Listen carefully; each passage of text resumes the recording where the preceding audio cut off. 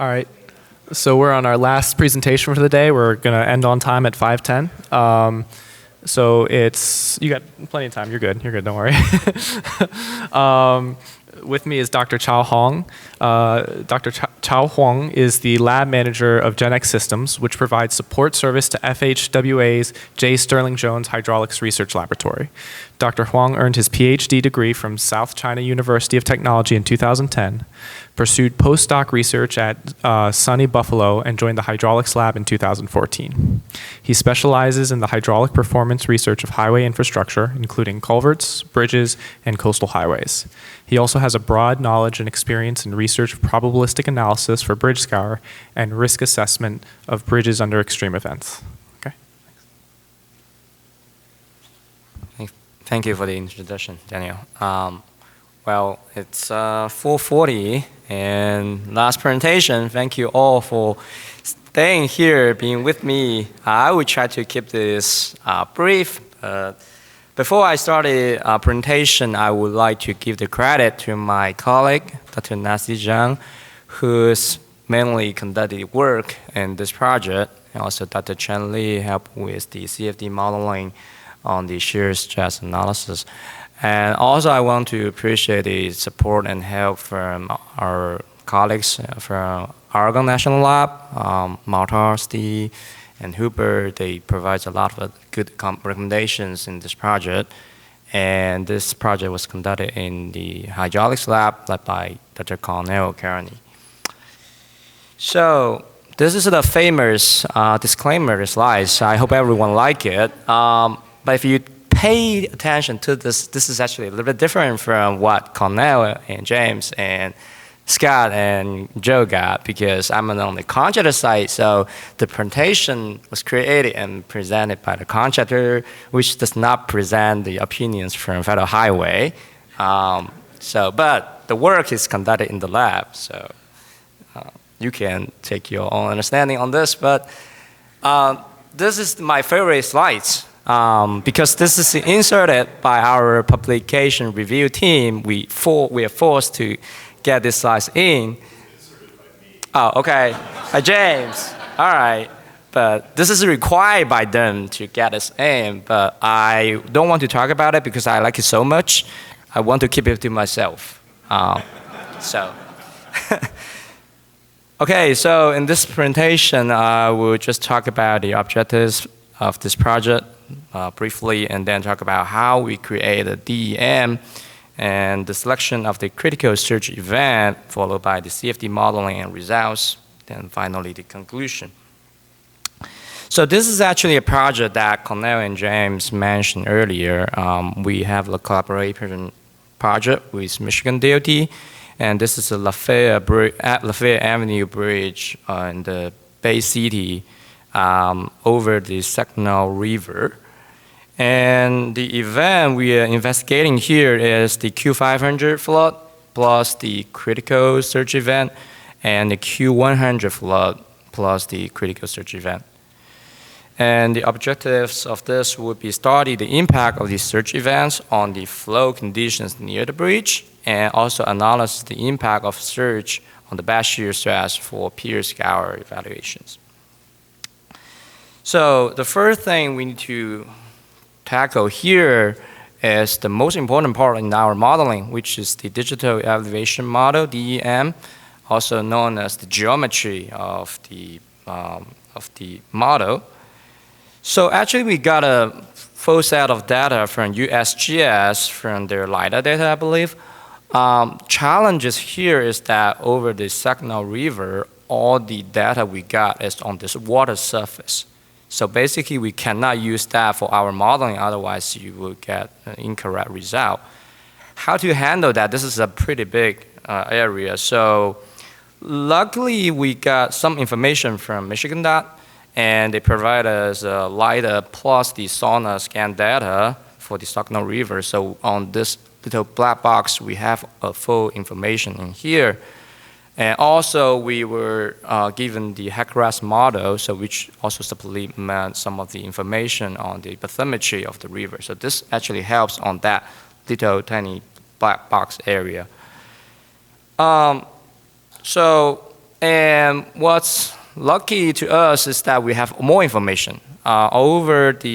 Actually at the downstream of the Lafayette Avenue Bridge, we have two bridge cross sections, which is the Independence Bridge and Liberty Bridge. They have these single beam sonar data over there, so we can use those data.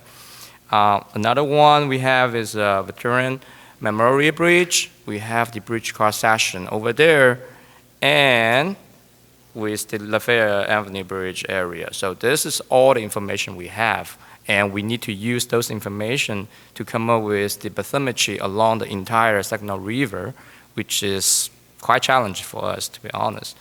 And we're trying to tackle this issue.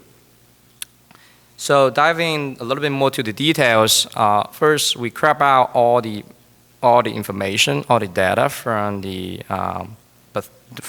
data, and separate them into two. We have a Lake Huron and a Lake Saginaw River. So for the lake, we don't worry that too much because it's a large area, so we have a flat surface there, which will work fine. But on the Saginaw River, what we're doing here is actually we separate the entire reach to at a certain interval, and then we use our method to come up with the bathymetry over here. So how we do that? In here, we separate the entire domain, entire reach into 6 different regions. As you can see that there's differentiated by different colors here. And in this case, we actually have some existing cross sections, as you know. So for example, in this red region, we have Independence Bridge as the existing section 2, and the Liberty Bridge as the existing cross section number 3. And the question is how we come up with those cross sections on those red lines. So what we're doing here is actually we're applying the wave factor. It's kind of like the integration, but a little bit more difficult than that. So what we're doing here is we're actually giving you an example as this green arrow shows. In this cross section, what we are doing is actually we know the bank. We need the left and the right overband point. We use the existing bridge cross section number 2 and number 3. We stretch them horizontally and make sure that they match the x coordinates at those 2 bank locations. After that, we further stretch it vertically and make sure that all those points align with the band point, the breaking point of the bank. And then what we're doing here is to apply the wave factor depending on how far they are from different bridge. And then we do we apply those wave factors on the bridge cross section and then come up with the cross section at that green arrow. So by doing this, we do this for thousands of bridge cross sections, and then eventually this is how it looked like from upstream to downstream. Each of those blue lines shows one cross section. And now, of course, the other part of the challenge is that how we can make it more smooth. Because in the CFD modeling, if you have an unsmooth bathymetry, you will end up with a convergence problem. So we are trying to make it smooth so that we can have a model that's accurate and also executable. So basically, we can run the simulation for. So what we're doing here, we set up the target slope as a 0.00227 for the upstream of the Lafayette Bridge and the downstream of the Independence Bridge, because on those locations we actually does not have something to interpret. And then in the middle of this, we were using the slope in the DEM, and the slope is almost the same. It's about 0.00268. So they're fairly flat on in this Saginaw River. So after we do all these things, we can see that this is I think, whole animation shows we got a nice, smooth bathymetry of the Saginaw River and the lake, and this is the final geometry that we're going to use in our CFD modeling. So after we get that, the second step is to choose the critical search event. So we did not go through the fancy probabilistic analysis and do the uncertainty analysis on this. Instead, we look into the history of this, one of the USGS gauge at the Saginaw River, and we got a record of 36 years starting from 1985 to 2021. We are doing, during our internal discussion and also discussion with Michigan DOT, we want to focus on the search events with a duration of less than 48 hours. So we don't want to look for those extra long search events. We just focus on those shorter search events. And the step one is that, okay, first we need to identify all the search events with a duration of less than 48 hours. That turned out to be 70,000. That's a huge number. There's no way we can do anything on that. So the second step is to identify the types of search events. So in our research, we identify 4 different types of search event. Type 1 and type 2 have the decreasing on the elevation dominate the whole entire event, and type 3 and type 4, the increasing part of the elevation dominate the events. So type 3 and type 4 are more typical search, let's say storm search event or flood events. But in our analysis, we find out type 1 and type 2 are actually more critical, because when the elevation of the stream dropped, the velocity will increase, and actually that increases the entire shear stress. So that's why we crop out the type 3 and type 4 and just focus on the type 1 and type 2. Now that decreases the event to 1800, which is a big improvement. Then the third step is that we want to find out the critical event, which is the worst case scenario. So in this case, we try to find the maximum water surface change and the slope of water surface change for each search event. The definition of the water surface change was the difference between the peak and the valley point. And we did the same thing for, the slope of the water surface change is defined as the slope between these 2 points. So the unit for that slope will be meters per hour. And we did the same thing for type 2 and for all the type 2 events. Now, we want to focus really on the worst case scenario, so we rank those events by the water surface change. We pick up the first 100 event on the water surface change, and then we pick up another 100 events ranked by the slope of the water surface change. So now we have 2 groups. Our focus event must be in the intersection of these 2 groups. So with that, we chop further to turn that 1800 events to 26 events. Now we have a much smaller group that we can look a little bit more into the details. So this figure shows 8 events that ranking from number 1 to number 8 in terms of the water surface change. And you can see that the number 1, actually the water surface change is 1.8 meters within about 18 hours. So that's ranking number 1 in the water surface change, and the slope is the slope of water surface change is 0.095. And this figure shows the first 8 events that have the highest ranking on the slope of water surface change.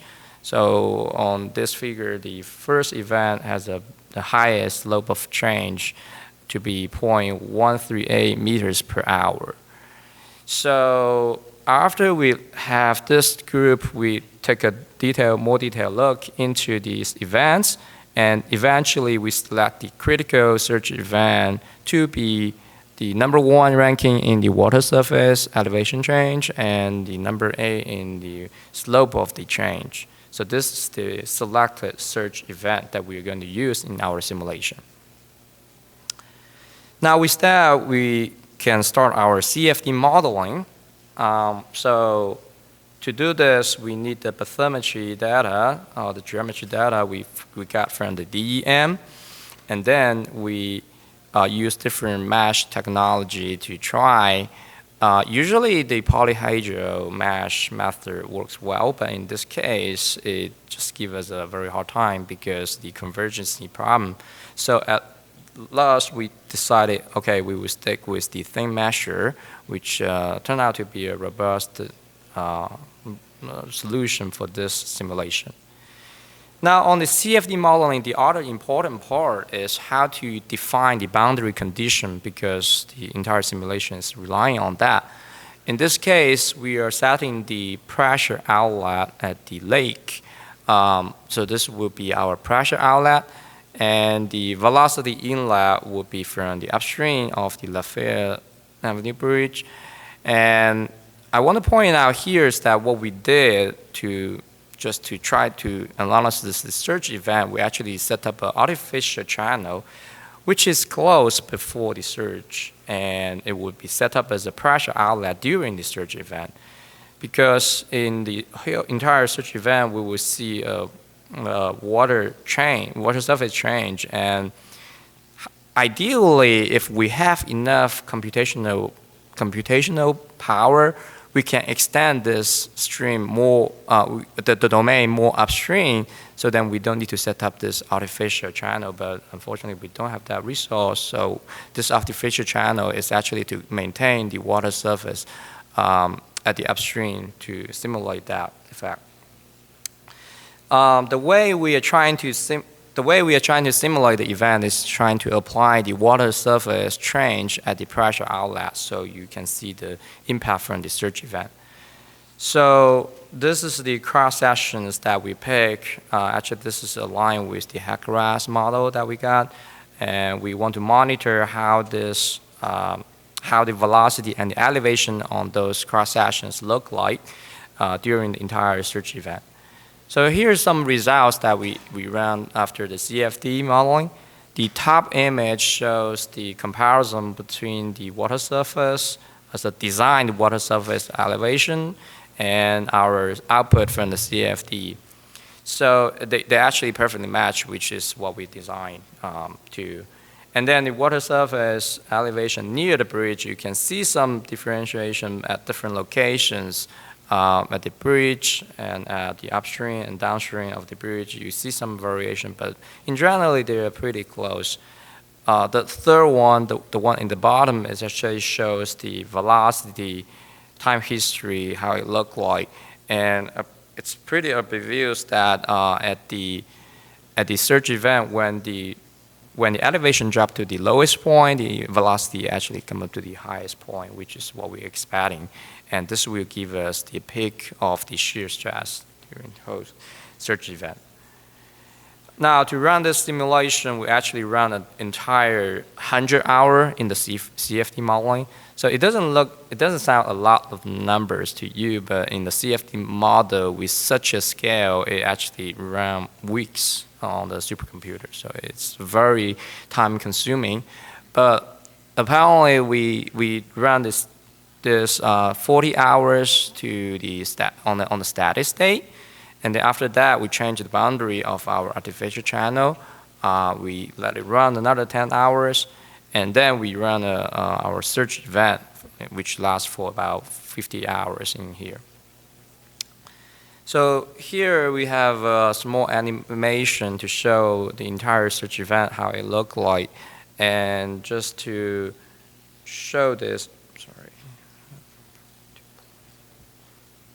So this animation, you can see that the images here actually shows the velocity distribution on the bottom left. It shows the velocity. Now you can see that the velocity actually increased when the elevation dropped. So this is actually our entire surge event simulation, and this is all, follows our explanation. Now, to analyze the result further, we want to study the impact on the batch shear stress. So to compare that with Q100/Q500 event, we need to figure out what's the baseline for the flood event first. So what we define here as this area between the green and the blue line is the static, or let's say Q100 flood / Q500 flood begin and the end point. And then this reddish and brown line shows the surge begin and the surge end. So defines our surge event. We got a result from here.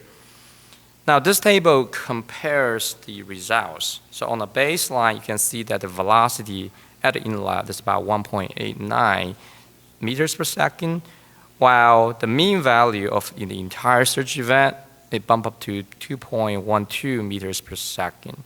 And then the peak value actually increased to 2.37 meters per second. So with this surge event combined with the flood, we see approximately 0.5 meters per second increase in the velocity. So that's actually quite some increase in this whole simulation.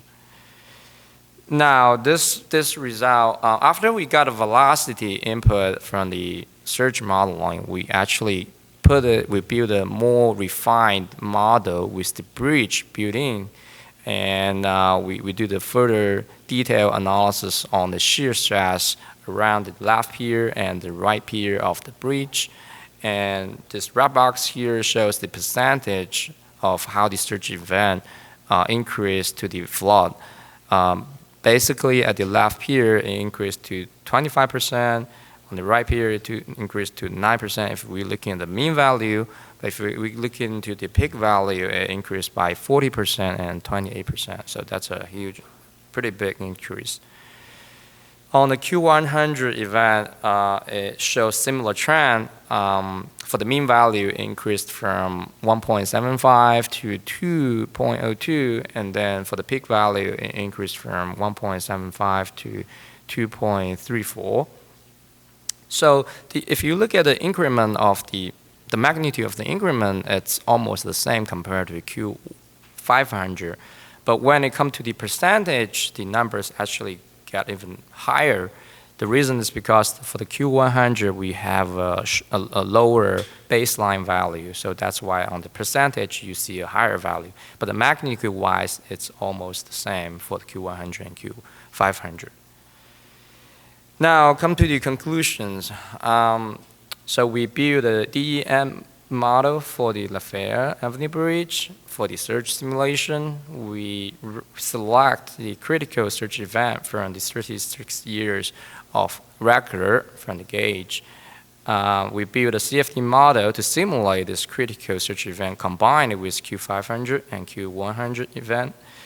And then the best shear stress was calculated based on the flow conditions before and during the surge. And we see significant increase from the surge event in terms of the best shear stress on Q500 and also for Q100. So the next step we are trying to investigate is that we are trying to study the possibility or probability how this surge event will be combining with Q100 and Q500, and we'll probably do a further analysis on that. The good thing here is that we see the magnitude impact from that surge event is kind of stable for both events, so maybe we can reuse the information to develop some further analysis to combine with lower flood. So we will see how that goes with some new approach. With that concludes my presentation. I will be very happy to take any questions that you have. Thank you all.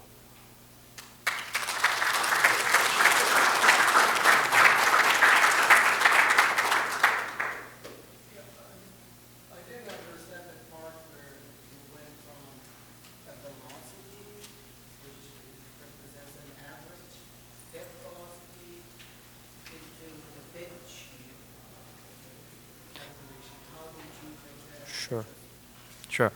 So basically, in the best shear calculation, we ran a static model.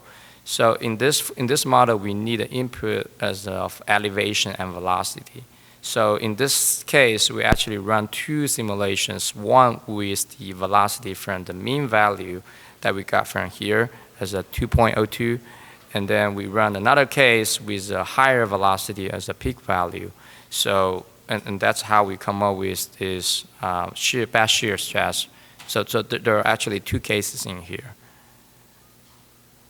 I hope that answers your question. Sure.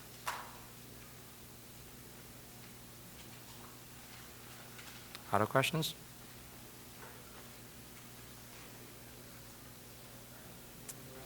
Yeah. Well, thank you all for your attention.